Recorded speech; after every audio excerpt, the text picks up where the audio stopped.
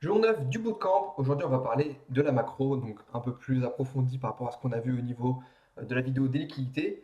Donc, si vous vous rappelez bien, comme je vous avais expliqué, les macros, c'est les 10 dernières minutes d'une heure et les 10 premières d'une autre heure, ce qui nous fait une session de 20 minutes où généralement il se passe une expansion.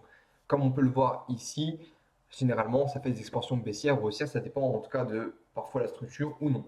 Comme vous pouvez le voir aussi, j'ai noté des heures assez précises, donc de 3h50, 4h10 et de 9h50 à 10h10. Alors dans un premier temps, je tiens à préciser que ces horaires-là sont des horaires de New York. Je reprécise et je l'écris bien, c'est New York Time.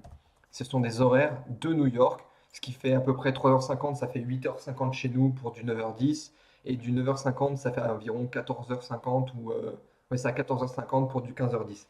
Donc chez nous, c'est Londres et New York sur ces horaires-là, alors que en horaire New York, ça fait tard la nuit et début du matin chez eux, ouverture de chez eux, tout simplement.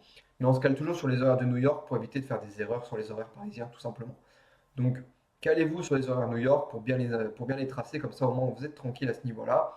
Et surtout, on va voir que là, j'ai noté que ceci, parce que forcément, c'est ceux qui sont de mon point de vue en tout cas, les plus pertinents sur le marché. Maintenant, vous pouvez aller tester aussi les autres horaires, hein. Ça peut être n'importe quel type d'heure. À vous de voir ce qui revient le plus, ce qui est le plus pertinent aussi, grâce au journaling d'ailleurs du bootcamp du jour d'hier que vous avez pu voir. Le but, ça va être vraiment de journaler pour voir quel type d'horaire va être le plus pertinent.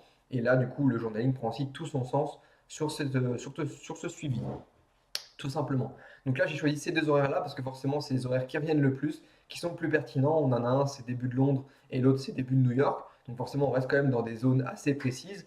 Et on va vous montrer comment, du coup, les utiliser. Donc, dans un premier temps, la macro, on attend toujours une sorte d'expansion suite à ces horaires-là.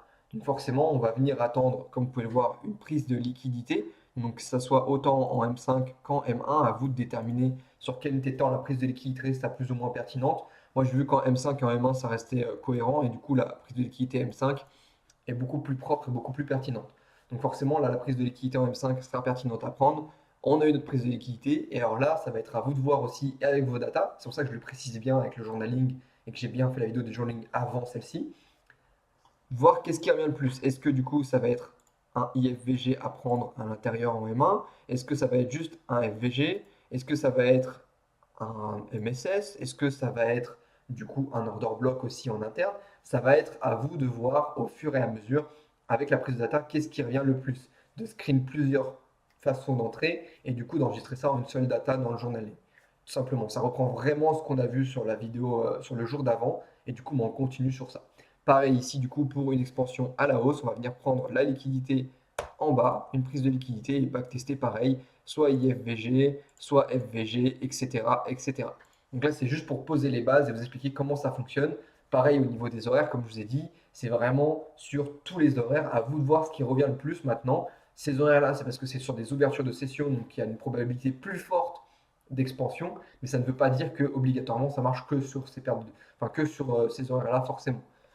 Par contre, important, tester ça majoritairement sur les indices, donc indices majoritairement, parce que forcément, ça sera plus pertinent de tester ça sur les indices, ça marche mieux sur les indices. Maintenant, si vous voulez tester sur le Forex et que vous déterminez une pertinence sur le Forex, backtestez-le avant de pouvoir vous dire que c'est pertinent.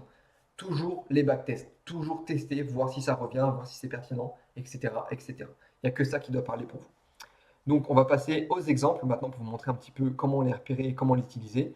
Donc ici, on est en 5 minutes, boum. On est du coup sur les horaires qu'on a bien dit. Donc, si on regarde bien, on est bien sûr du 3h50 et du 4h10. Donc jusque-là, tout est OK. Comme vous pouvez voir ici, on avait du coup un high et un low ici en M5. On avait aussi de la liquidité en interne sur le mouvement. On est venu chercher le high dans les horaires du coup de 3h50 à 4h10. Donc là, premier point validé, on est venu chercher la liquidité à l'intérieur pour avoir notre expansion. Ensuite, on bascule en une minute. Alors hop, petite technique, on y retourne comme ceci, c'est plus simple. On y bascule en une minute. On peut voir que du coup, on a bien cassé la zone en une minute. Il y a un IFVG qui s'est créé et du coup, ça nous permet de pouvoir nous rentrer en position sur le retour du IFVG et venir chercher des liquidités en interne. Donc ici, on est venu chercher une grosse zone de IFVG qui pouvait y avoir. On a bien, enfin de FVG, pardon. Donc on a bien réagi dessus, ce qui nous permet d'avoir quelque chose de plutôt cohérent. Alors ouais, du coup, point important, ici vous pouvez voir qu'on a eu une mini expansion, donc un mini retracement avant du coup la réelle structure qui reste haussière et surtout l'annonce qui a été prévue pour l'après-midi, tout simplement. Mais ça reste quand même cohérent. Maintenant, à vous de voir, est-ce que ça va être plus pertinent de prendre une cassure de high ou de low en fonction du sens de la structure, c'est-à-dire qu'on va aller en M5, hop, se placer sur le jour où s'il était, hop, ici. Et est-ce qu'on va favoriser du coup la structure et du coup suivre le mouvement de la structure pour entrer en position, ou est-ce qu'on va juste prendre la liquidité du high et du low et voir ce qui revient le plus? Ça sera à vous de voir avec les data lequel est le plus pertinent.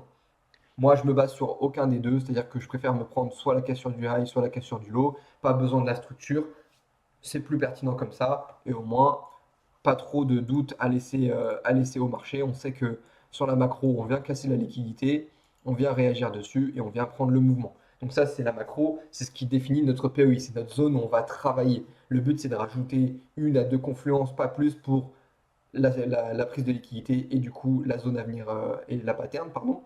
Mais c'est important d'avoir au moins le POI, donc le point d'intérêt, ce qu'on appelle, donc la zone où vous devez agir. Et vous n'agissez pas n'importe où sur le marché, vu qu'on agit vraiment sur des horaires bien précis qui sont là les horaires de 3h50 à 4h10. Ça aurait très bien pu être les horaires de 4h50 à 5h10, etc., etc., etc. Encore une fois, c'est du backtest. Le but, c'est de déterminer ce qui revient le plus pour vous et ce qui est le plus cohérent. C'est simple à utiliser, c'est facile et au moins vous êtes tranquille. Pareil ici, du coup, on aurait très bien pu avoir un FVG. Donc sans avoir le IFVG, on aurait très bien pu avoir le FVG, rentrer en position grâce au FVG. Carrément, on aurait même pu avoir tout ça sur du 5 minutes. Donc là, on a quelque chose de plus ou moins cohérent. Tac, tac, ici, sur du 5 minutes. Voilà, on aurait pu avoir du coup un OB en 5 minutes. Donc ici, création de l'OB et retour dessus. Il y a plein de manières de prendre le mouvement. Il y a plein de manières de le faire, de l'utiliser et de le prendre. Maintenant, c'est à vous de voir avec les backtests. On va aller sur un autre indice, donc en l'occurrence l'US30. Et comme vous pouvez voir ici, on a un autre exemple parfait. Ici, pareil, 3h50, 4h10. Donc ça reste cohérent dans ces horaires-là. BSL, SSL, on avait quelque chose de pertinent aussi. Hop, hop, hop, voilà.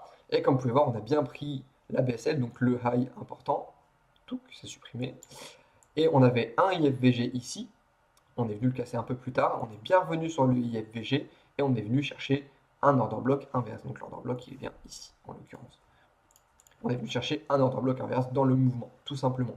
Donc comme je vous dis, hein, c'est hyper simple d'utiliser le concept. Le but, c'est vraiment d'avoir cette zone-là définie. Ok, la macro, c'est les moments où il y a de l'expansion. Comme vous pouvez voir, là, on a vraiment une correction. Ça fait une mini-expansion. Si on veut prendre le terme payoff tree, en l'occurrence, ici, on avait l'accumulation, la manipulation et la distribution. Voilà, encore une fois. Donc, à vous de voir ce qui est le plus cohérent pour vous, quels horaires sont le plus cohérents aussi pour vous, ce qui fait que du coup, on a déjà notre zone où agir, c'est notre zone de travail. Mais par contre, il faut la backtester pour voir est-ce que les horaires de 3h50 à 4h10 New York Time sont les plus pertinents pour vous? Est-ce que ça va être les horaires de 9h50, 10h10 New York Time les plus pertinents ou ça va être d'autres horaires dans la journée en fonction aussi de vos libertés? C'est l'avantage aussi de ce type de POI pour agir, c'est que du coup, en fait, en fonction de vos disponibilités, bah, ça se produit toutes les heures dans la logique. Ce qui fait que du coup, bah, on a la pertinence toutes les heures en fonction de vos dispos aussi derrière. Donc à vous de voir qu'est-ce qui revient le plus, qu'est-ce qui est le plus cohérent pour vous, et au fur et à mesure, bah, récolter de la data et commencer à savoir si votre POI est plus ou moins pertinent. Voilà, j'espère que la vidéo sur les macros est plus ou moins claire, que vous avez bien compris du coup comment les utiliser, que aussi vous savez que ça peut revenir toutes les heures. Donc à vous de voir quelles heures sont les plus pertinentes pour vous et commencer à travailler avec ça. Allez, je vous souhaite une excellente journée et on se retrouve à bientôt. Ciao, ciao.